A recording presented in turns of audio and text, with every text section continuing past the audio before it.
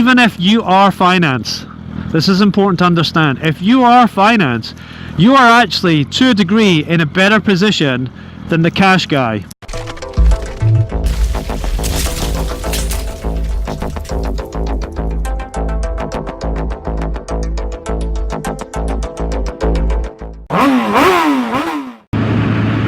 Good afternoon, MC Procrastinator here. I hope you guys are all doing well. I am. It's my little girl's birthday in the next couple of days and we have a birthday party later on. So I'm out enjoying the nice weather that we have today, and I decided that I was going to put some information for you guys together around buying a bike. Now, to give you a little bit of a background, I've owned, I don't know, 20 plus bikes over the last 15 years. Now, some of that's down to change of circumstances, where I may have changed work, or I may have had different ideas on what I wanted to get from riding, or it might be down to where I've decided to move up in engine size. So, taking all that information, I have a pretty good breadth and understanding of all the mistakes that I've made that leads me up to today. And again, I repeat my considerations on changing my bike for, and I'm pretty certain, an Aprilia Tuono. So I'd like to start by sort of giving you an idea on some of the mistakes that I've made, and then I'll sort of put that into some form of structure that will help you when you're buying a bike. I'd also like to comment that previously, before I got into the IT industry, I spent 12 to 15 years in sales marketing. So from a seller's point of view, working for a dealership or another organization looking to sell product, I have a really good understanding about the information you provide to people to incentivize them to go and purchase something. I just really want to sort of focus on giving you some helpful advice that will allow you to make better decisions, or a decision about purchasing your bike or your first bike or whatever that might be.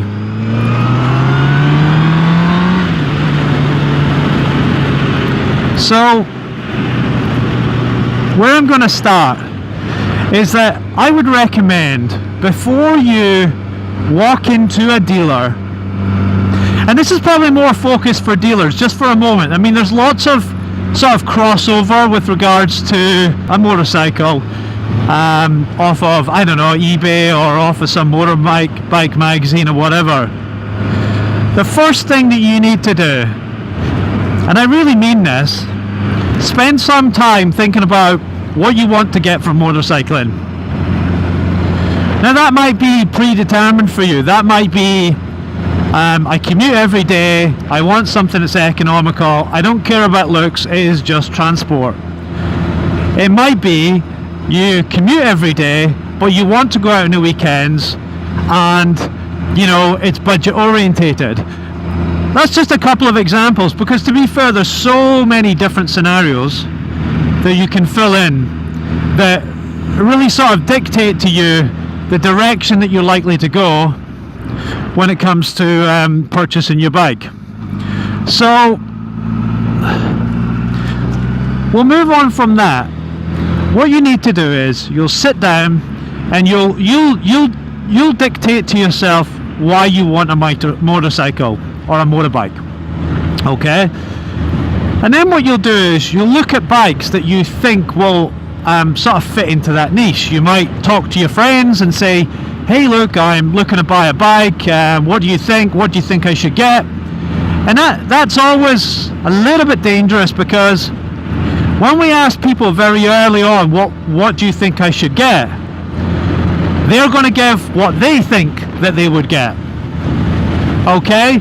And right now you're not really in a position to understand what you want. So what can happen is you go, oh, this guy said, oh, I should get a Ducati 999 or a 1098 or whatever it might be. I'm going to look at that. And then you look at that and you might read a review and go, wow, that just sounds like an amazing bike. And then you go into the dealership and you take it for a ride and you just think, this is fantastic. It might meet your budget requirements. Perhaps you don't have a budget requirement. And then you jump on that bike, and the next thing you know, you're going out the dealership with a new bike. Whoa! Welcome to buyer's remorse. For the first couple of weeks, you might be too busy enjoying your bike and getting the attention from your new bike that you might not notice. But I guarantee you,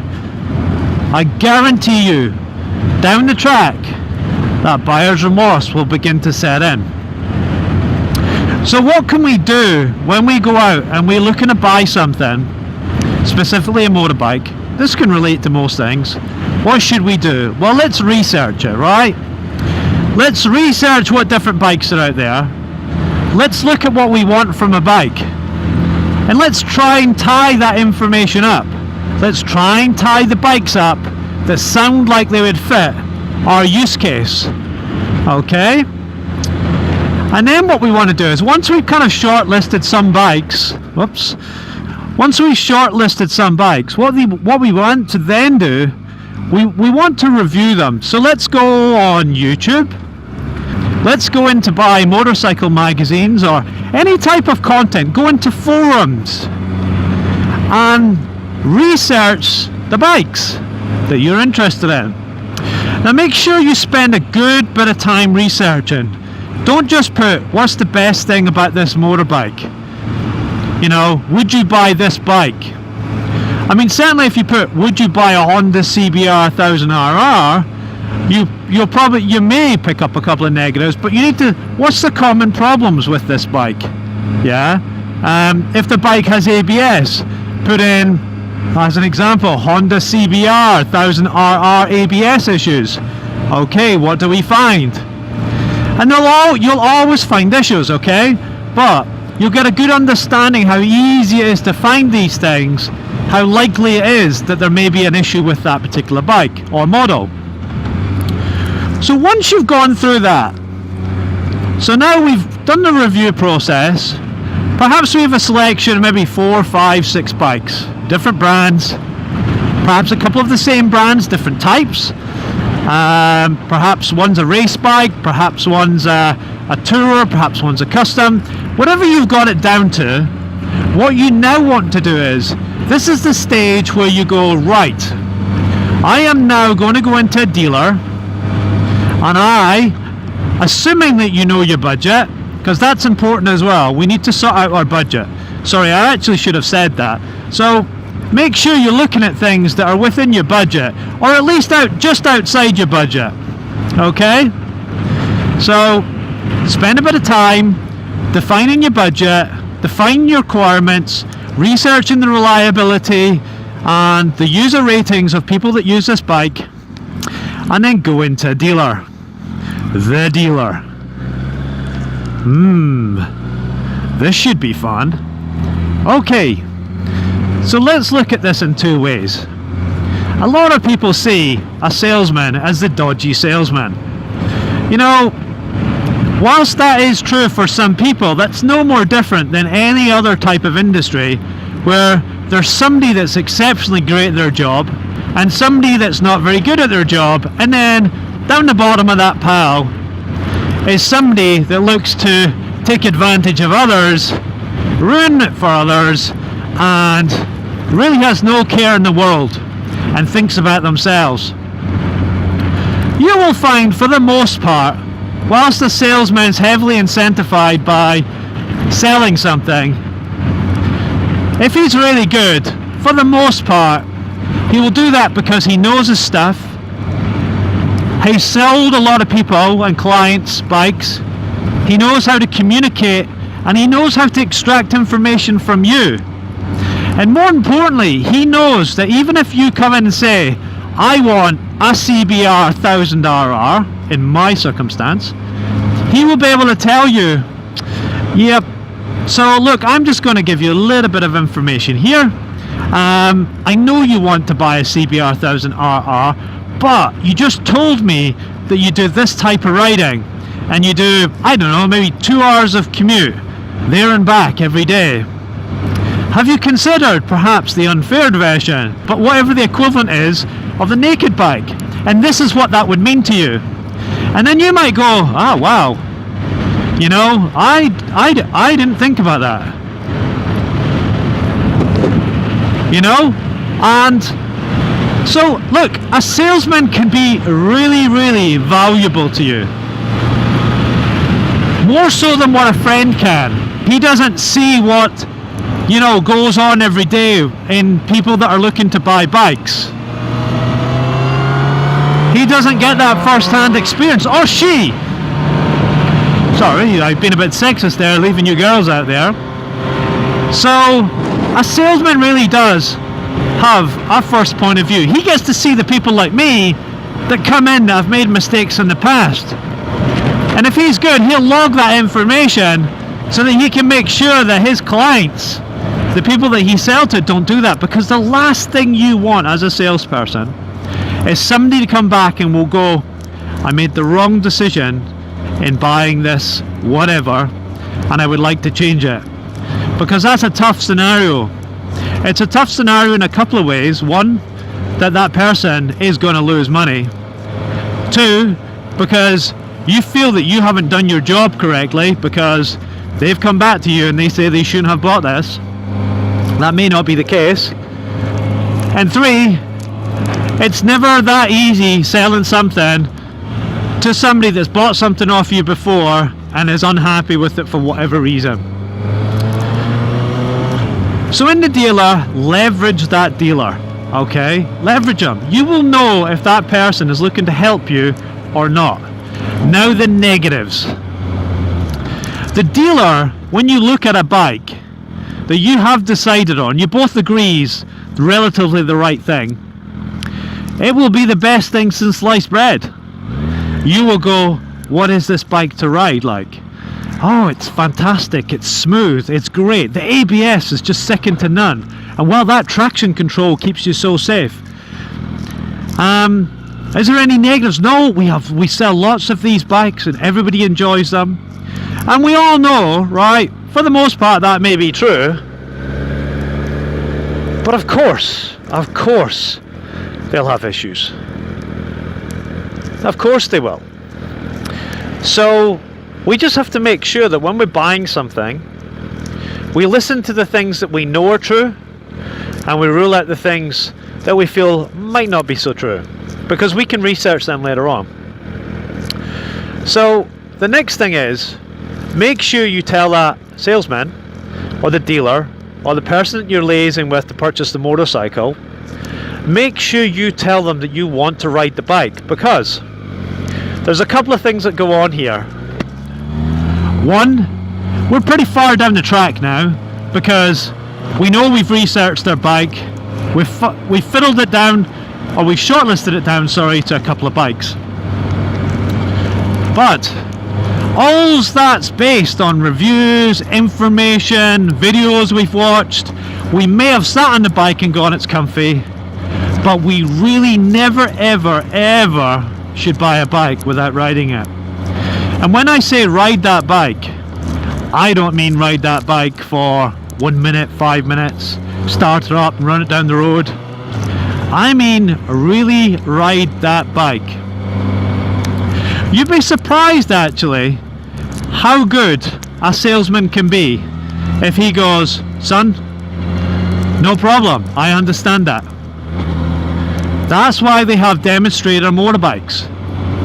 If there is no demonstrator motorbikes, you do not buy that bike. Do you know what? I can list, it has to be at least 70% of the bikes I bought that I did not ride and I just bought based on reviews. And I would review and research the crap out of my bikes, but I'd always make the mistake that I got it so fine-tuned to the right decision that I didn't need to ride the bike. And a lot of that is because I'm such a visual person. So what you need to do is you need to just say, hey look, I would really like to take this bike, I'm very interested, and because of this, do you know what, you don't need to explain that. You just need to say, I'd like to take this out for a good test ride to make sure that it is the right bike for me. And if that person says no, well, hold on a minute now. 1, what's wrong with the bike? 2, he can't be on your side because clearly he doesn't care about you, because would he go and buy a bike without riding it? And if somebody says no, then what you need to do is you need to, if it's the bike that you really think could be the one, just push back a wee bit and say, sorry, can I ask why you can't let me test ride this vehicle? If he gives you a reasonable excuse, say, no problem, have you got another bike that I can ride? And if he doesn't, you say your goodbyes and you go to the other dealer that has the bike or a different bike that you can take out for a ride and rule in, rule out. So, if you have a short list, which hopefully by this point you do, when you go into that dealer, you make sure you go through every one of your shortlist. You ask questions like, is there problems with this bike? You know, what's your customer feedback? You know, how often do you get these bikes in? And truthfully, you know, if they get a lot of these bikes in, there's a good chance that the reason they get a lot of bikes in is, one, either they're very, very popular from new, or that there's probably a couple of things actually.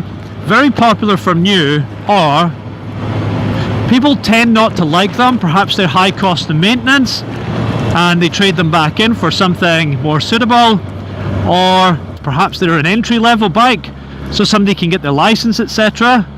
They use that for a period of time and then they change it. So just make sure that you pretty much run off those things. You know, you understand the kind of cycle around this specific bike you're looking at. And then look, when it comes to that time that you're going to make that decision, you've looked and ruled out all the bikes, you've made sure, you've asked the salesman, hey, so before I buy this bike, what other bike should I consider? I looked at this, tell them what you've done, and tell them the logic of what you've done, just in case there's something else there. At the end of the day, if somebody spent a couple of hours with you, there is always a danger that they get to that point where they just want the sale. So just bear that in mind. So agreeing a price. So lots of different dealerships and sales organizations have different strategies around how to maximize the amount of money that they get from you. Like, we don't discount here. Sorry, our bikes are already on sale. We can't give you anything because it's a dealer special. That's all very well, and in some instances that can be very true. However, one really powerful thing is, actually there's 2 or 3 really strong things to motivate a dealer to do a deal with you. 1, I will buy now if you give me the deal that I want. I'll offer you, and you know, I'd probably say don't offer something ridiculous. Like, you shouldn't ride a bike that's $15,000 when you only have $10,000 to spend. The only person disappointed is you, and you're wasting the salesman's time. Okay? However, if you do have a budget that's extendable based on the right requirements, that's different. But if you only have $10,000 and you know it's only $10,000, don't go and look at a $15,000 bike and go, oh, I can get that for 10. Or a $12,000 bike, you get that for 10. Although with 12,000, you'll probably get closer, but you need to bear in mind you're going to have to put more money in. So negotiate and turn around and say, I have the money now, I will give you this cash now. And you know what? Even if you are finance, this is important to understand, if you are finance, you are actually, to a degree, in a better position than the cash guy. And the reason for that is, if I have to sell a bike that I'm going to make $1,000 profit on and give away $500 of that profit to somebody that's going to give me cash because I need a sale, I'm going to be in a much better position if that guy is going to pay me finance, because I'll probably get about $1,500 from the finance company in a back kick. So I'm probably going to go, actually I can write that $500 off, because do you know what, I actually make $2,000 because I get the finance. So that's just something to bear in mind. Anyway, so make sure that you tell him either pay cash now or deposit or whatever it is that you can put hard buck down now if he gets the price that you want. Now there will be a couple of to and fro in. He will go back and he will say, oh look, you asked for $1,000, we'll give you $250. Never ever accept the first price. Your next decision here is a key decision. That will be, hey look, thank you very much Mr. Salesman for your time. I appreciate everything you've done, but I can see this bike is probably a little bit more than I wanted to spend. I thought I would have got a little bit more off. So look, I'm just going to go down, I'm going to look at some more bikes at other dealers and see what I can get from there. And I really need to buy something before the end of the month. Now these are extremely important keywords. So the important keywords come, right, where he goes, one, am I going to lose this guy to my competitor? Is he going to give me more money, or is he going to give them more money than I did? I can't let them walk. A manager will be like, no, don't let them walk. I'll come and get involved. So at some point, he'll probably go, oh, let me just go and talk to my manager. And then either the manager will go, look, give him another $250, you know, or he'll come out and have a chat with you and trying to get involved. Look, I'm the manager, I make the decisions, and give a big long story about how difficult it is to discount this bike, blah blah blah blah blah. And you know, to be fair, right, these guys do need to make money, of course they do. It's very important that they stay in business, but it's very important that we look after our bank account. So it's like a bit of teamwork, right? If they're helpful, you're helpful. If they don't give you what you want, see how much you can get from them. So he'll come in and he'll maybe offer you, you know, and hey look, right, if you've asked for $1,000 and they give you $500 or $600, you know, anything a bit more than halfway, that's a good shout, right? Again, they have to make money. If you're just being an ass because you want to screw them over for everything, well, you kind of deserve what you get. I'm sure pretty much down the line you will get a special steal, but you know, for what? All that extra hassle. You know, it's much better to be able to deal with the guy that has given you great advice and worked really, really hard to get you the bike that you want. So have a think about that. So if talking to the manager, or again the salesman, and he's gone back to the manager, you know, they still know those key words, and that is end of the month, cash, or right now, deposit. You're going to look at other dealers. They will not forget about you. You will go out, and they, do you know what, actually, one last thing, what they might say to us, look, it's a killer, right? It's a game. They will turn around and say to you, oh look, the reason that we can't give you any more money off is because we actually have somebody coming in this afternoon or tomorrow morning to look at this bike. And then you just go, oh my god, oh, I'm going to lose this bike. I'll just buy it. I've done that before, even though I know that little trick exists. I've so done that. In fact, that happened with the Aprilia I rode the other day. They said they had 3 or 4 people looking at it, and my little brain was taking over going, I should buy it, I should buy it, I'm going to lose out on this, I'm not going to get another option again. And you know, my sale on my bike fell through, and then I thought, wait a minute, have they really got that many people looking at it? Probably not. You know, so just remember that. So in that instance, what you say is, no problem, I understand that, that's great, well good luck selling the bike, I'll have a think about it. Like I said, I'm going to have a look at a few more bikes and then I will come back to you. And then as the month progresses, what you will very often find is they have targets to meet. So really speaking, if you're going to buy something the last week of the month, maybe the last week and a half, just to give you a bit of time to go around the dealers and do what you need to do, is the best time to buy. It's the best time to buy. because those dealers will do anything to hit their target within reason.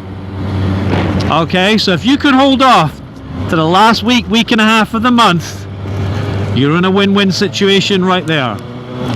So you've gone round to other dealers, or you've not, because they've got the bike you want, but you've held off your excitement and your enthusiasm. Difficult thing to do, I tell you that. And then you get a phone call maybe 2-3 days before, or you might have a salesman that's really busy and just forgets about you, so you give them a ring 2-3 days before the end of the month. So either or, hopefully they'll be doing a good job and they have the staff to be able to give you a ring and say, hey look, you know, how about we get you back in and talk about this bike again. The back end's a key thing, because that means if they can get you in, if it takes them 2-3 hours, they're going to sell you something.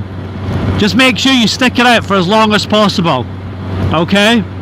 Worst case scenario, you walk away, an hour later you give them a ring, yeah, I've made the decision, I'm going to buy the bike. But usually you have much more leverage in the specific situation. So now we're at home, we've either called them or they've called us, and it's looking good. They said, hey look, have you bought a bike yet? Oh no, look, I really like yours, but you know, I've decided I'm just going to hold off till next month because yeah, I just didn't really want to spend this much money. I know I can get another deal. Somebody offered me this one, but you know, something happened with it. Whatever, right? Just tell them how it is, and he'll go, right, how about come in, look, we'll sort something out for you. And if they don't say that, and they just say, have you bought a bike yet? And you go, no, and they go, all right, okay, just checking on you. Make sure to turn around and say, look, is there something else you can do? Make sure you engage the salesman, because you know, like, you might be talking to a new salesman and he might be unfamiliar with the territory. He might not have the confidence to say, look, come down and I'll sort you out a deal. Just come down, let's have a talk, let's see what we can do. Perhaps we've got something else for you, but look, come down and we'll do our best to try and get you something that's going to work for you. All right? So if he can't say that, then it could be confidence, or it just could be he's not really that switched on. He's just calling you because the manager told you to call him. So based on that information, go into the dealer, and look, I guarantee you, if you've done all these things, you're going to get a bike that you're happy with, that you've not overspent on, and you're going to have a good dealer to be able to look after you in the future. Now, I think the only thing that we need to get from this now is, I think I need to listen to my own advice.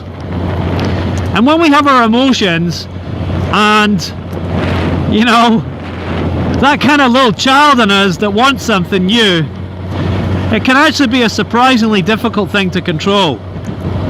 We're all very different. However, these tools, these mental tools and these skills apply to everybody. I'm hoping that my experience across the motor trade and my historical mistakes through purchasing motorcycles will help you have a less wastage of money, where you can invest it more into the parts and the gear that you want for your motorbike. So guys, for now, I'd like to say goodbye. Please like, share, comment and subscribe, and on that note, see you later. MC Procrastinator out.